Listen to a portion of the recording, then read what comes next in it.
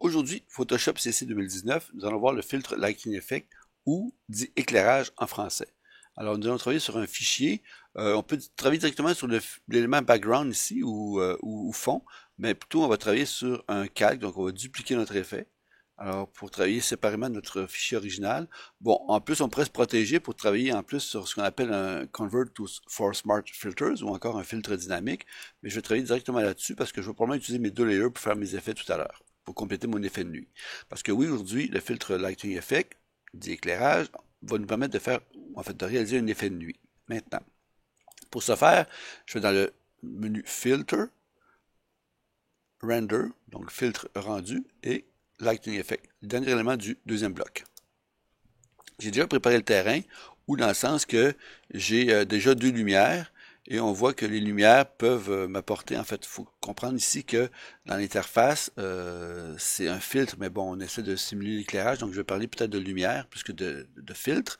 Alors ici, j'ai, pour ajouter des lumières, ça va être les boutons ici pour mettre un filtre, en fait, Spotlight, Point Light ou encore Infinite.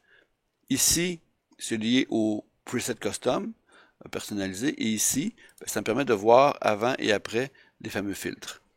Dans la colonne de droite ici, les lumières que je rajoute s'ajoutent derrière l'autre ici en pile. Et je peux voir l'un ou l'autre. Je peux même éteindre l'un par rapport à l'autre pour voir ce que ça donne. OK? Alors, maintenant, il faut comprendre que chaque filtre a des spécificités au niveau des propriétés ou des properties. Alors, à ce moment-là, qu'est-ce que je vais faire? C'est que je vais prendre chacun et je vais modifier l'un par rapport à l'autre. Alors, je pourrais très bien commencer, exemple, mettons, sans spotlight. Je peux le garder aussi. Et qu'est-ce que je vais faire? C'est que dans le fond, il faut comprendre une chose, c'est que comme c'est un effet de nuit, il faut que chacun des filtres d'effet de lumière, ou mon éclairage, doit être ici en bleu. OK? Alors, je donne un exemple ici. Je vais fermer celui-là ici. Si j'éclaire celui-là, alors exemple ici, je vois du bleu ici, je vois un effet, en fait, parce que ça, c'est la couleur du spot. Et ici, c'est la couleur de l'ambiance. Alors, si je décide de mettre du rouge ici, alors qu'est-ce qui se passe? On voit le rouge qui apparaît ici, parce que c'est lié à la section Colorize. OK? Alors ici, exemple, si je fais ambiance, je diminue l'ambiance rougeâtre. Alors, ou en fait, bon, puis selon la situation, selon le sujet, ben, l'effet métallique et l'effet gloss ou glacé peut modifier le résultat de l'image. Maintenant, sauf que ici, ça fait pas un effet de nuit, ça fait plutôt un effet de filtre coquin ou le filtre d'effet cinéma. Alors nous, c'est pas ça qu'on veut.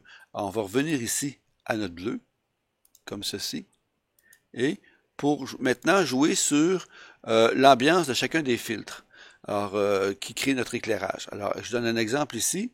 Moi, ce filtre-là, je peux donner une ambiance ici, comme ça, voyez-vous là. Je peux aller d'un côté ou de l'autre. Alors, d'un côté, ça foncit, de l'autre côté, ça éclaircit. OK? Alors, si je choisis l'autre filtre, qui est Infinite Light, en l'activant comme ça ici, là, ça va être la même chose. Je peux fermer l'autre. Et là, voyez-vous, là, je vais pouvoir faire un effet de nuit, vraiment en orientant ma lumière sur un endroit particulier, ou si je monte et je descends, ça peut changer aussi la valeur. Maintenant, je vais choisir une valeur moyenne. Et si j'active ce filtre-là aussi maintenant, avec l'adjonction d'un effet blue, donc ici c'est un effet de texture, et là, bon, là, il ne faut pas que j'exagère trop, pardon, c'est pour donner un effet de rendu ici. Alors, je vais diminuer l'effet comme ça ici, pour enlever un petit peu parce que bon, on s'entend que quand on fait des photos de nuit, les images sont plus granuleuses.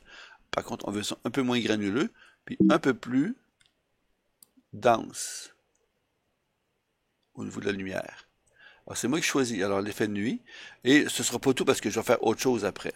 Maintenant, par contre, si j'augmente le côté métallique, je vais pouvoir changer, puis on voit un petit peu, en fait, qu'il existe quand même du détail dans mon élément. OK? Alors, donc, j'ai un effet. Par contre, ici, peut-être que je ferai un effet vignette pour donner plus d'accentuation sur les coins plus foncés. Il y a d'autres choses à faire, mais disons qu'ici, j'ai déjà une bonne partie en jouant avec ces deux filtres-là. Alors, ici, je peux rajouter, voir si je peux pas changer. Ça, c'est trop clair. Si je fais ça ici comme ça donne une intensité. Je crois que ce que j'avais comme réglage avant, c'est très bon. Et on voit ici une petite lisière parce qu'à cause de la texture blue, j'ai ici le high. Donc, dans le fond, c'est comme si j'isolais le grain du channel blue ou du canal bleu pour en donner un effet de petit bump. Parce que ce qui me fait le petit détail dans la nuit comme ça ici. Alors, si maintenant j'acquiesce à ça ici, j'ai une première étape de fait. Alors maintenant, il me reste à peut-être aller chercher le filtre Camera Raw Filter, toujours dans le menu filtre. Et là, je peux augmenter les blancs ou jouer sur la texture. OK, comme ça ici. Là, il ne faut pas exagérer non plus. Alors, jouer sur la clarity. OK. Alors, ça peut donner un petit effet de lumière s'il y a des lumières autour, ce qu'on appelle des lumières spéculaires. Alors, je peux aussi jouer sur le granulé si je viens chercher la section noise, pardon, pas noise, ici, la section FX où je peux mettre un peu de grain dans l'ensemble de mon image. Ici, fonctionne mes coins. Et j'ai quand même un résultat qui fait un peu nuit. Bon, c'est sûr que j'ai peut-être des lumières qui manquent. Là, j'ai pas de lampadaire ou j'ai pas de lumière de rue qui apparaissent. Et les lumières du musée d'Orsay sont cachées. Alors, j'ai quand même un effet intéressant. Alors, maintenant, c'est à moi de jouer avec mes effets. Alors, c'est pas des recettes automatiques, mais avec le filtre Lighting Effect et Camera Raw Filter, vous pouvez faire des effets quand même intéressants.